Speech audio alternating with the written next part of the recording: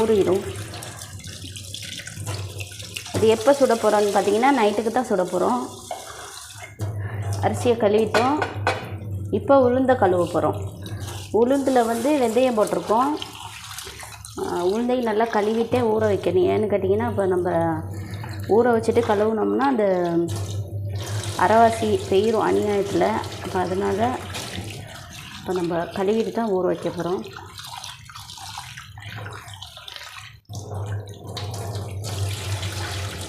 அது நல்லா தேய்ச்சி கழுவிட்டு நல்லா தண்ணியை ஊற்றி ஊற வச்சிட வேண்டியது தான்.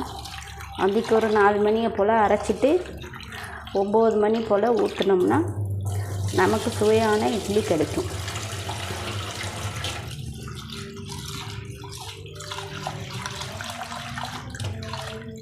பார்த்திங்கன்னா நல்லா கழுவிட்டோம். இன்னும் ஒருக்கா கழுவிடுவோம். பாருங்கள்,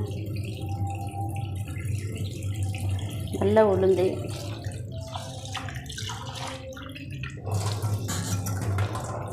நல்லா கழுவிட்டோம். இப்போ தண்ணியை பிடிச்சிட்டு ஊற வச்சிட வேண்டியது தான்.